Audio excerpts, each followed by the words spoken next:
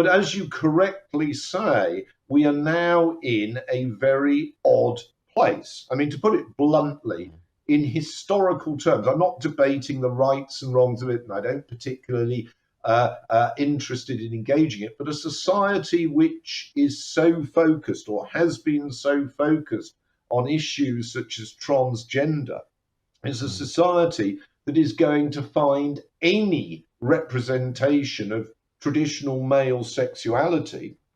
Some people aren't going to like it. Well, you know, you cannot please all the people all the time. James Bond is a male action hero. If they were ever to cast a female for the role, it would be a female action hero. Action heroes tend to put themselves in positions of danger and then to use their ingenuity and force to get out of them. That is not a question of sitting on the M25 because you don't like the price of butter or whatever else you might want to hold the country up for. So I think one has to be aware of that there is a cultural mismatch between the enormous popularity of a film figure that stands for good, delivers good outcomes, and on the whole is very considerate to other people other than villains. And the fact that obviously in a woke universe, he is a villain. Yes. On that point, you mentioned there about having a female Bond. I think it is testament, isn't it, to Bond's extraordinary power as a cultural figure, that there is this ongoing, almost a news item. Who is going to play the next Bond? You know, what would they be in a changed world and all of this? I mean, what is your view, Jeremy? Do you think, for example, that we could have, say, a black Bond, for example? Well, I wouldn't be troubled if we had a black Bond, as long as the black Bond is somebody who is presented as a figure for good, representing good and doing down villains, because that is the point of the stories. It's not in order to get you to spend your time thinking that that Britain is a corrupt and criminal organisation. So this is about, you know, a heroic figure who helps our country, Western values, and the world as a whole in the fight against evil. That's what it's about. It is deeply moral. If you look at the Fleming stories, they are deeply moral. And in fact, the villains in the Fleming stories often during World War II had done dodgy things. In other words, they'd been linked to the Third Reich. And if you look, again, same thing with Agatha Christie. Agatha Christie, the point about Agatha Christie, which I saw the Richard E. Grant program and all the rest of it, completely ignores one of the central points about Agatha Christie. She was an extremely devout religious Christian. There is good and bad. In stories like Nemesis, she is throwing out very strongly quotations from the Bible. It is a very clear good versus evil. And of course, when you get modern film makers totally discarding that, what they are doing is forgetting the moral universe in which these works were written and these works were intended to be understood. Go back. I mean, I've written a book about Jane Austen, exactly the same. Jane Austen, the daughter of a clergyman, the sister of a clergyman, a woman who wrote her own prayers, very devout. You cannot understand Jane Austen unless you understand her as a devout Anglican. Yes, I absolutely see that. I take the point about the good versus evil. I think the thing is with Bond, you mentioned there a bit earlier, and you also mentioned Timothy Dalton, as basically being, you know, he's this dark, romantic hero. He's a public school boy. He's always been perceived, even though Daniel Craig's probably been the least sort of, as it were, upper middle class of the lot, but he's perceived as being, you know, a gentleman and all of this. And he's a product of a very particular social, you know, milieu. Yes, like Fleming himself. If you look at the descriptions of Bond, Fleming goes into it in some detail. He discusses his finances. Essentially, half of his money comes from his income for the Secret Intelligence Service, you better know that as MI6, and the other half comes from investments, from dividends. He has a housekeeper. He drives in the stories of Bentley. He is a member of a number of London clubs. He knows how to do the kind of high stakes gambling that you would get. He knows how to comport himself. He knows the first novel. He knows how to eat pâté de foie gras. He is a kind of clubland hero, like the adventure heroes of the interwar years, who are very much gentlemen.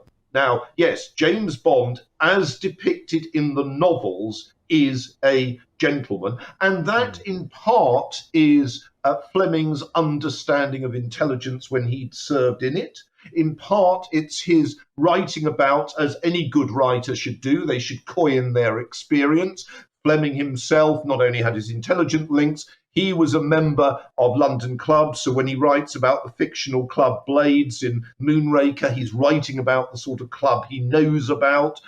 When he writes about golf, he was a champion golfer. You know, this is the sort of thing. Now, the difficulty now is the script writers are, as it were, not from that social background. So sometimes they get it right, sometimes they get it wrong, but more often they're just not interested. And that's not a criticism. They're trying to create a global character rather than a character located just in the British class system. And that was very important for the move from David Niven to Sean Connery. David Niven had been to a public school, he'd been to Stowe, Ian Fleming had been to Eton. David Niven had been a matinee idol as a younger man. Sean Connery was rougher edged in his background, in his acting style, in his accent. That was regarded as somebody who was going to work better for the American market. Ironically, you get exactly the same thing 2 years later, something I've recently talked about on one of my podcasts, which is Zulu. Because in Zulu, which has an American director, they cast as the aristocratic British officer, of all people, Michael Caine. But the point is that looks absurd to an English audience, but to an American audience, Michael Caine seemed a reasonable person to have. And so in a way, it was entirely reasonable from their point of view to present Sean Connery as somebody who, the British Secret Intelligence Service in 1962 was still fairly public school. You know, I mean, it had people like John le Carré had gone into the Secret Service, you know, public school boys. In many senses, what you get with Sean Connery is what, in my view, you get at exactly the same moment you get with the Len Deighton novels with Harry Palmer, played, of course, for film by Michael Caine again, but novels such as The Ipcress File, Funeral in Berlin, these are in some ways also very gritty. I mean, just as with Sean Connery, there's a degree of grittiness. There is an even greater degree of grittiness with Michael Caine as Harry Palmer. Now, in the Ipcress File, they push it further because in the Ipcress File, there is a traitor, and the traitor is within the service, and in fact, spoiler alert, is Harry Palmer's superior, played by an upper-class ex-military type. So it's very interesting, the social politics that one sees there. But Len Deighton is a very different man, different background to Ian Fleming. Coming right up to date, who have you got anyone you think should be the next Bond? You're obviously, a film fan. You obviously know about the actors and current actors around on the scene. Jeremy, who do you think would make the best Bond of the current people? Well, can I just say, I wouldn't like to name an individual person, but I want to go into the parameters. I do think they should be British. Yes. I do think it should be a man. not particularly bothered about women playing adventure heroes, but James Bond is a male character. And I think it would Yes, yes. actually be, you might as well start completely anew if you're going to cast a woman and just create a new persona. So I would go for a man. I also think it's quite important to have development through time. So I think you want a character that can play at least 12 years, which Right. means you should be looking now for somebody who is a relatively unknown in their mid to late 20s.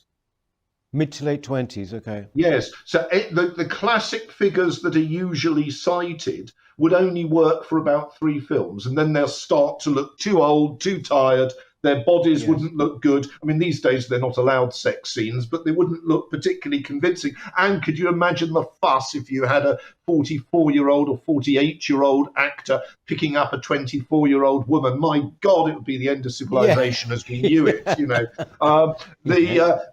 so I think that, and actually, funnily enough, to you and I mean, we're not people in the first flush of youth, shall we say. It might look odd to have a young person, but given that you're trying to keep the franchise alive and relevant to young people, it's no bad thing to have a young person. How old was Connery when he started out? That is a On good Bond? question, and I cannot give you an exact answer. The line you often hear that he was an unknown is rubbish. He'd been in a number of films, but you're right in saying that he wasn't particularly old. And interestingly enough, they looked at Roger Moore at the time, but of course he was engaged in the Templar films, the television series. Simon So he was Templar, under yeah. contract. But in each case, they were looking at younger people. And the problem they had, one of the problems with David Niven and Cary Grant had done North by Northwest. But one of the problems with both of them is they were too old.